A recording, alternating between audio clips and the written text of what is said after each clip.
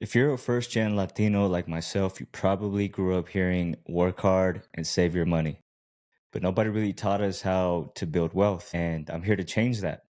In this episode, I'm breaking down what I wish I knew sooner about money, real estate, and creating a life with options, not just for me, but for my family and my community.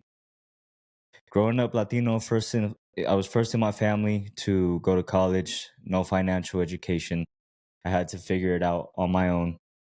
I realized, hustle equals wealth. And there was a couple moments that shifted for me in my life. And I realized I wasn't just trying to make money, I was trying to break cycles. One of the things that I've come to understand is the importance of cash flow versus wanting to look flashy, versus wanting to buy all the higher end stuff. There is a big difference between looking rich and actually being wealthy. Now, I'm not going to sit here in front and say that I'm wealthy because I'm not.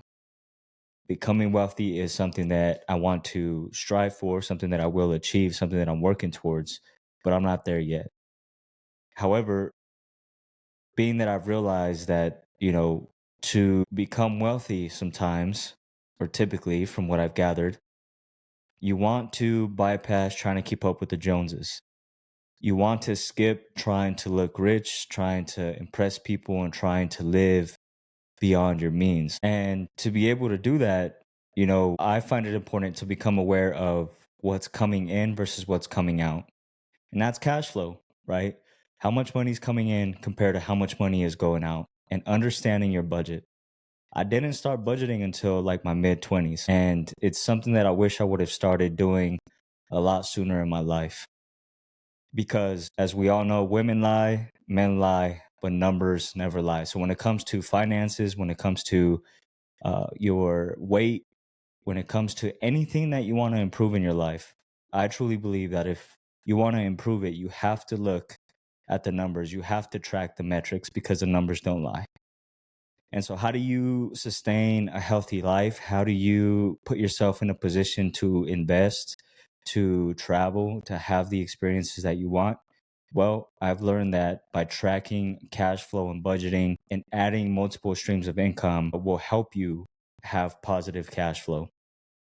Now, along the same lines is that, around my mid 20s, I started understanding this concept of creating multiple streams of income. And it's something that I've continued to, create and work on since I got into real estate. So currently, I have about 4 or 5 streams of income with, a ton of potential in there. I utilize my house, my primary residence, as a source of income, which helps me subsidize my monthly mortgage payment. I utilize my property as an Airbnb. I'm a short term rental landlord.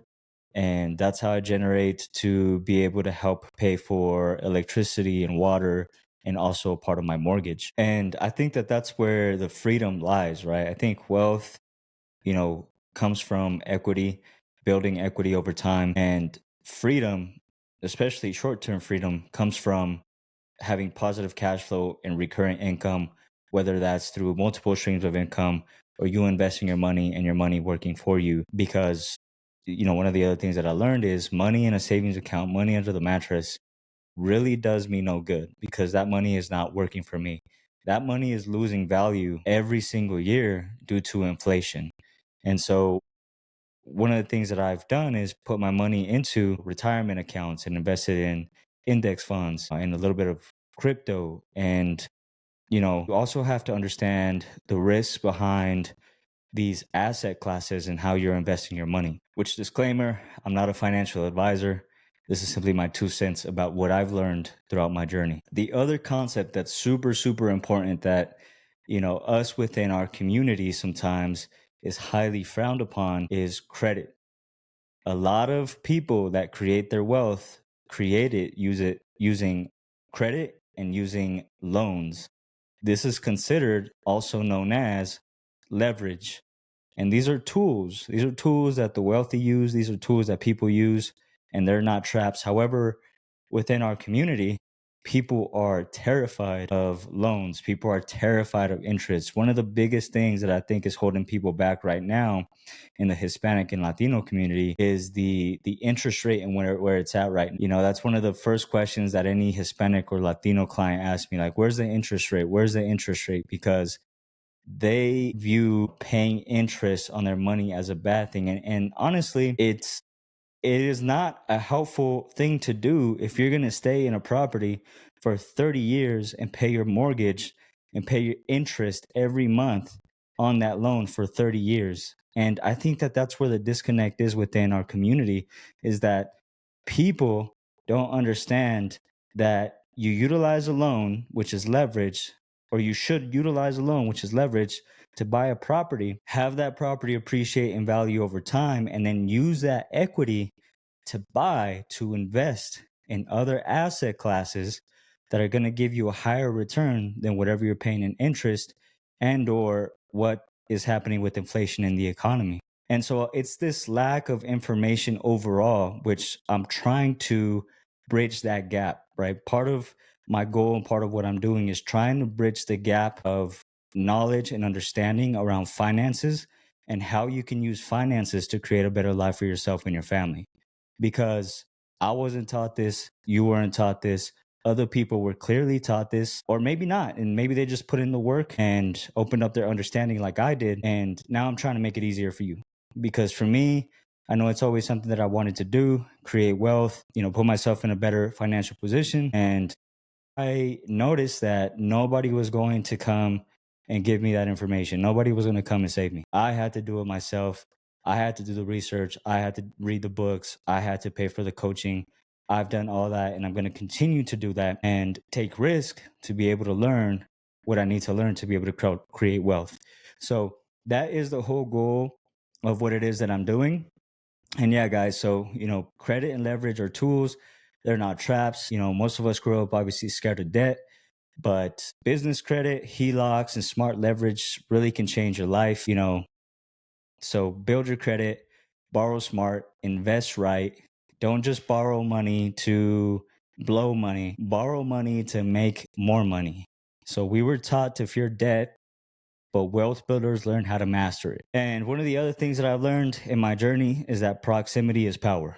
You know, how mentorship, rooms, and communities change your trajectory is very, very, very important. I know it's, you know, done for me very well to pay for mentorship and be in rooms and community of people that are doing this actively and be able to pick their brains is something that I alluded to earlier. So, you know, it's highly important. Sometimes what happens within our community too is we're too proud, we're too prideful. You know, we don't want to be around for people. I know something that I struggle with. I don't want to, you know, seem like I'm asking for help. You know, I don't want to put myself in a vulnerable position. I don't want to seem like I'm the least smartest in the room or like I'm not smart. It's that fear and insecurity of looking a certain way that is stopping us, especially Latino men. Like we gotta get over that. You know, we have to understand that vulnerability is strength. When you put yourself in a room and you show up in that room and you're open to asking questions and you're open to not knowing all the answers, this is where your breakthrough happens. This is where freedom lies. So I'll challenge you to, if you do want to better your life, to surround yourself with men that are actually doing what it is that you want to do and ask them questions. Ask them questions, show up and be open. Be open to whatever it is that they're going to relay to you, whether that's information, constructive criticism, whatever it is. Just, you know, it's good to not be the smartest one in the room. You just have to be in the right rooms with the right people. So I want to remind you, you're not behind. You're just early in your journey. And if nobody's told you this before, it is possible. You know, I'm working on it. I'm proof. I've accomplished things that I've always wanted to accomplish since I got into real estate. And, you know, I'm continuing to accomplish more and staying focused. And that's what it's all about. So, you know, if this resonated with you, share it with someone in your circle and let's keep building. DM me wealth if you want resources to get started or just want to connect. Appreciate you guys tuning in.